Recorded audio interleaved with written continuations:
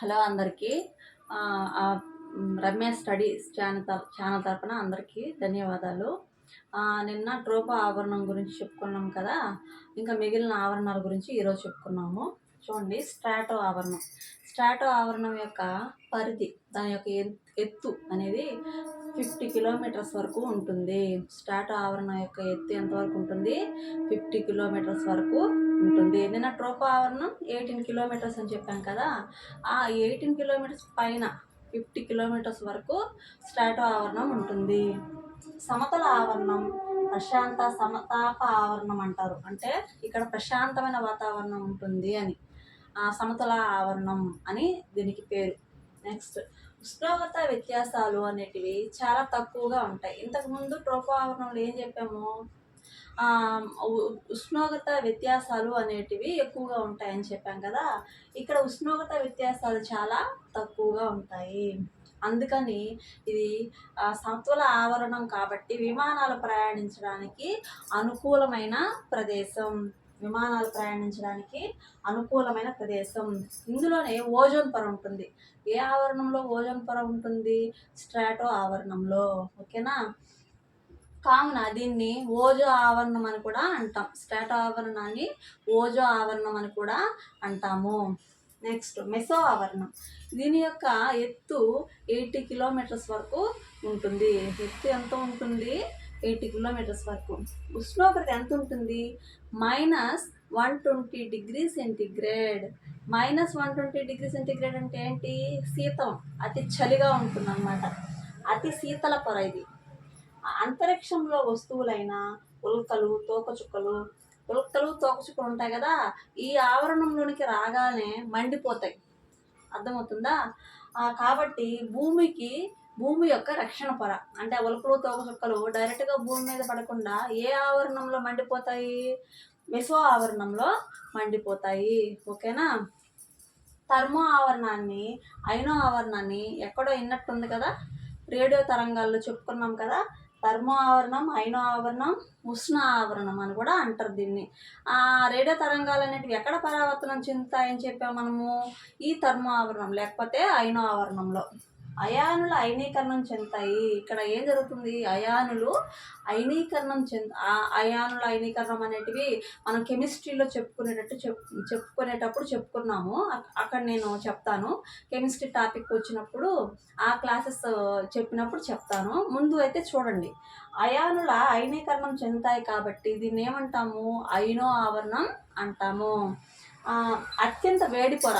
ఇదేంటంట? అత్యంత వేడి పొర. ఇది అతి శీతల పొర అయితే ఇది వేడి పొర. రేడియో తరంగాలు పరావర్తనం చెప్పాం కదా, రేడియో తరంగాలు ఏమవుతుంది? ఏ ఆవరణంలో పరావర్తనం చెందుతాయి? థర్మో ఆవరణంలో పరావర్తనం చెందుతాయి. ఎక్సో ఆవరణం. లాస్ట్ ఆవరణం ఏంటి? ఎక్సో ఆవరణం. దీని యొక్క ఎత్తు ఎంత? 1600 కిలోమీటర్స్. దీని ఎత్తు ఎంత?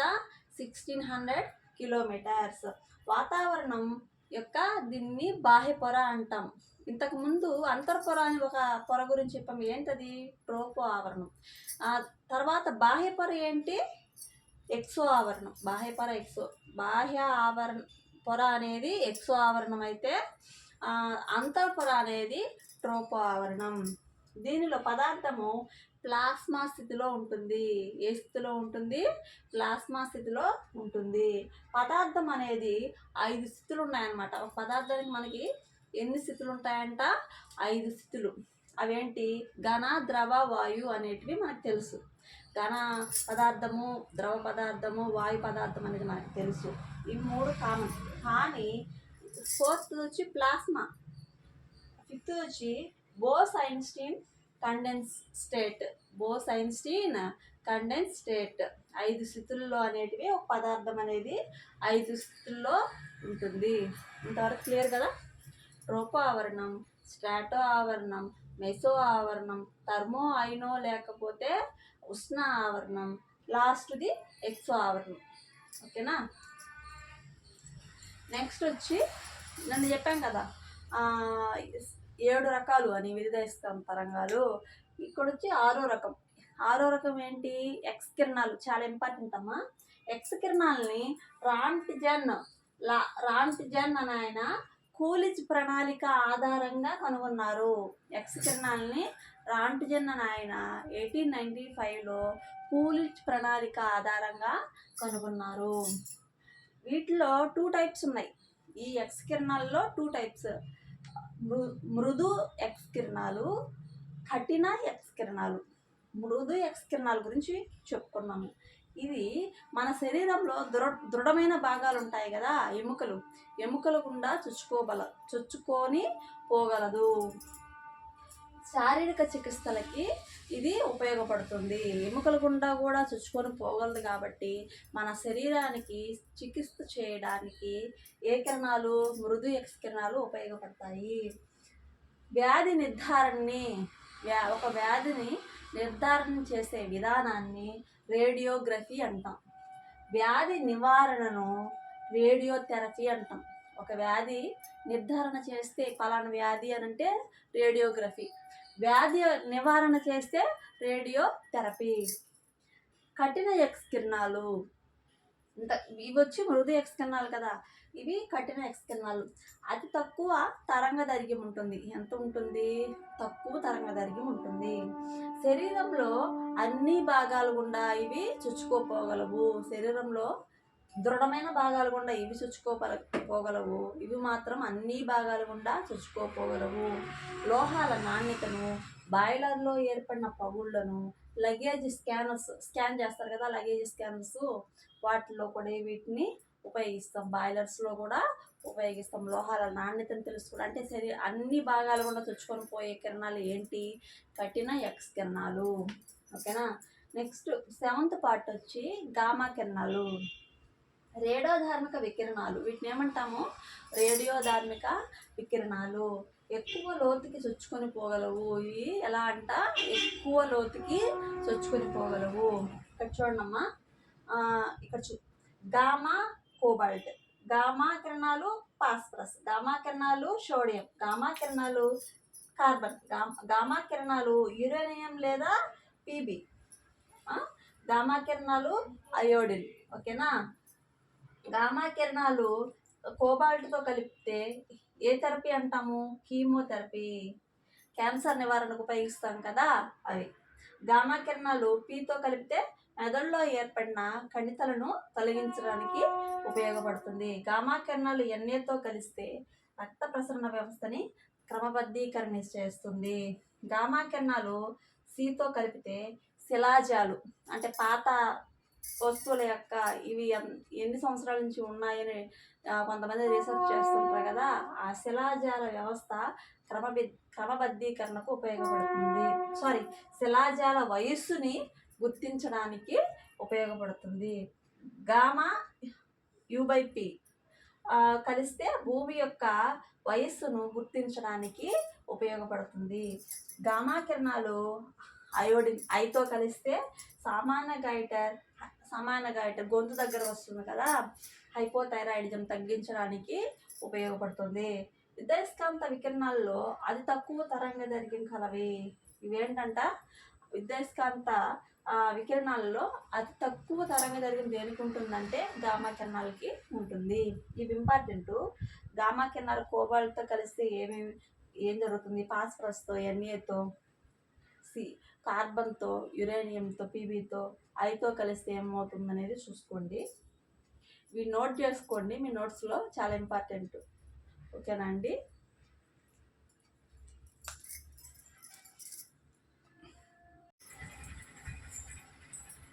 తరంగము యొక్క లక్షణాల గురించి తెలుసుకున్నాము. తరంగము లక్షణాలు, దానికి 4 లక్షణాలు ఉంటాయి. దేనికి?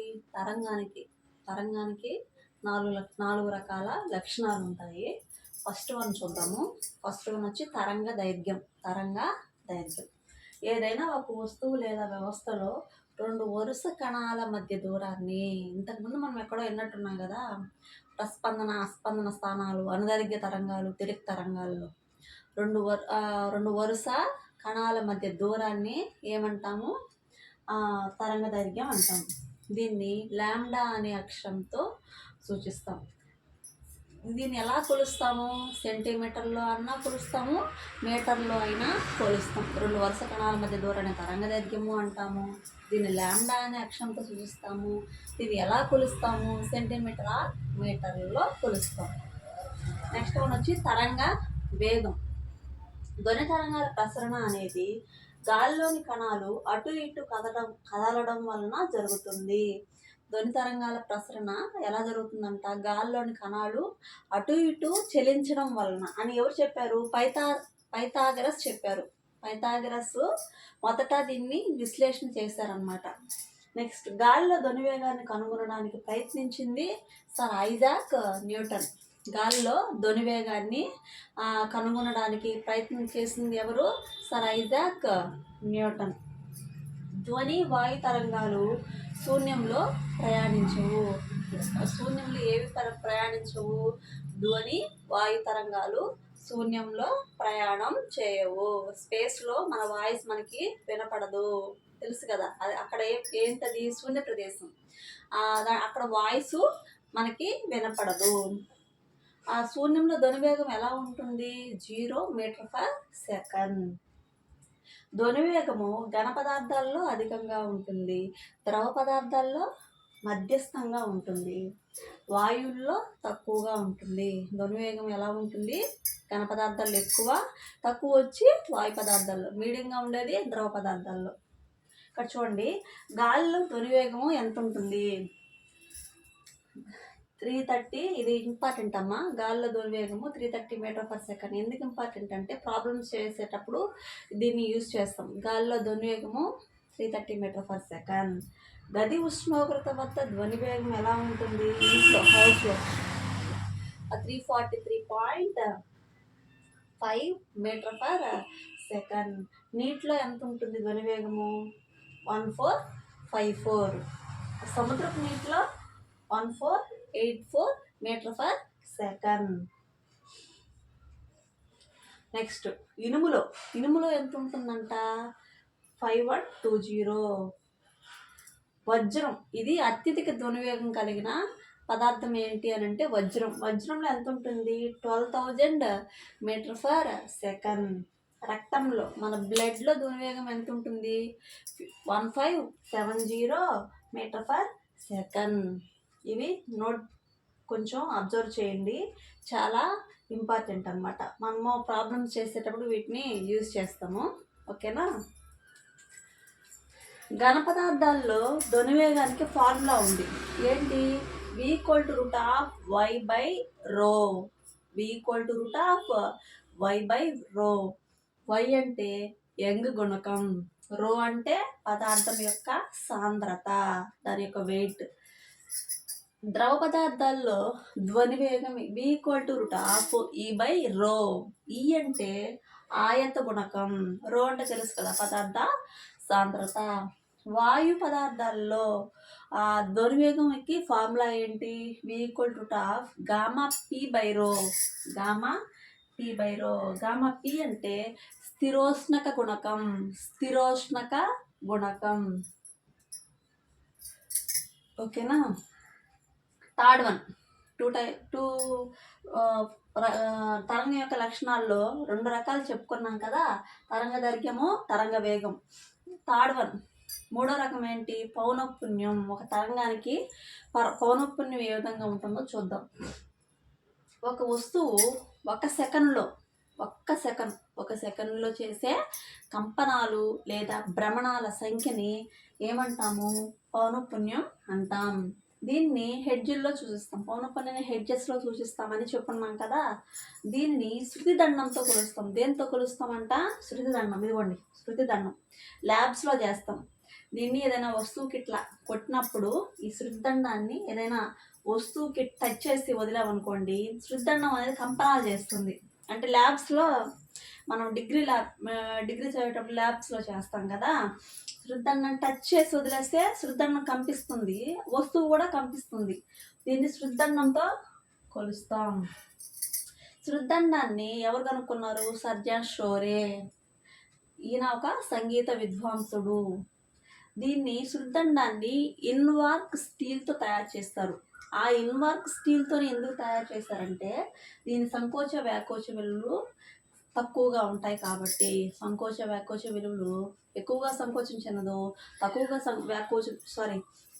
దీని సంకోచ వ్యాకోచ విలువలు చాలా తక్కువ ఉంటాయి కాబట్టి దీని భుజాల పొడవుల ఆధారంగా కొలుస్తారు.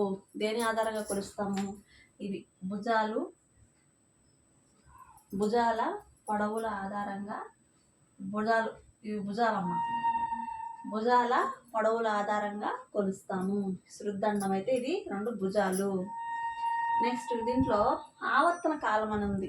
ఆవర్తన కాలం పౌనఃపున్యం యొక్క విలోమం, వ్యుత్క్రమం, విలోమం, ఇన్వర్స్. పౌనఃపున్యం యొక్క వ్యుత్క్రమాన్ని ఆవర్తన కాలం అంటాము. ఇక్కడ చూడండి, ఒక వస్తువు వేరొక వస్తువు చుట్టూ ఒక పూర్తి భ్రమణం చేయటకు పట్టే కాలాన్ని ఆవర్తన కాలం అంటాము. ఇది ఒక డెఫినేషన్. పౌనఃపున్యం యొక్క వ్యుత్క్రమాన్ని కూడా ఆవర్తన కాలం అంటాం, అదొక డెఫినేషన్.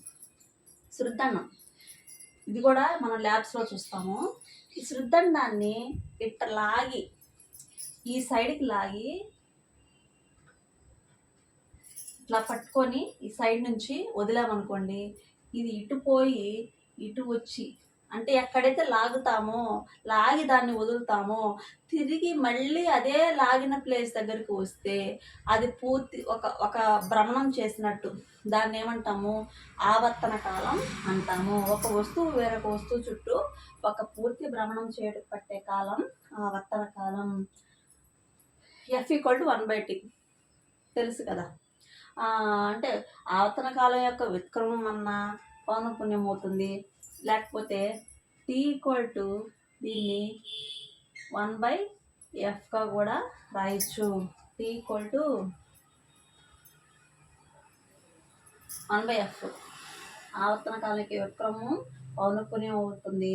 పౌనఃపున్యం యొక్క ఉత్క్రమం అంటే వ్యుత్క్రమం అంటే ఏం లేదమ్మా, ఇన్వర్స్. అంటే ఫిజిక్స్లో దాన్ని వ్యుత్క్రమం అంటాం అంతే. దాని యొక్క టర్మినాలజీలో వ్యుత్క్రమం అంటాం. ఇన్వర్స్ విలోమం. చూడండి, ప్రాబ్లమ్స్ ఇచ్చారు. ఒక సైకిల్ చక్రం 2 సెకండ్లలో 60 భ్రమణాలు చేస్తుంది. 2 సెకండ్స్లో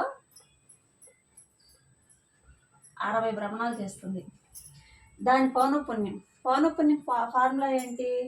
పౌనఃపున్యం అంటే ఏంటి? 1 సెకండ్లో చేసే కంపనాలు కదా.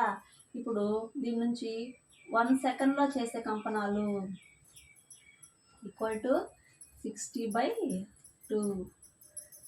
2 సెకండ్లకి 60 భ్రమణాలు చేస్తే 1 సెకండ్ అంటే కదా పౌనఃపున్యం. 1 సెకండ్కి ఎన్ని భ్రమణాలు చేస్తుంది? దీన్ని 60/2, 30 హెడ్జెస్. పౌనఃపున్యాన్ని దేంతో సూచిస్తాము? హెడ్జెస్లో సూచిస్తాము. 2 సెకండ్లకి 60 భ్రమణాలు చేస్తే 1 సెకండ్కి 60/2, 60లో సగం. ఒక పరమాణువులో ఎలక్ట్రాను 3.5 సెకండ్స్ భ్రమణాలు 140 చేసిందనమాట. అంటే 3.5 సెకండ్స్లో 140 భ్రమణాలు చేస్తే 1 సెకండ్లో ఎంత చేస్తుంది? 140/3.5 1400/35 40 హెడ్జెస్. అంటే తెలుసు కదా, పైన కింద 10తో డివైడ్ చేస్తే కింద 35, పైన ఒక 10 ఒక 0 యాడ్ అవుతుంది, కింద 35 వస్తుంది. ఇక్కడ చూడండి,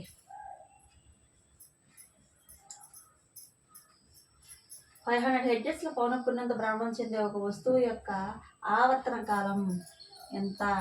T చెప్పాం కదా, T 1/F. 1/F అంటే 1/F అంటే ఎంత? 500 హెడ్జెస్. దీని ఎంత? 0.002 హెడ్జెస్. అర్థమవుతుందా? 1 సెకండ్లో కనుక్కునేది పౌనఃపున్యం అవుతుంది. ఆవర్తన కాలం అంటే పౌనఃపున్యం యొక్క విలోమం. T 1/F కాబట్టి 0.002 హెడ్జెస్. ఓకేనా? రేపటి క్లాస్లో మిగతావి ఎక్స్ప్లెయిన్ చేసుకున్నాము.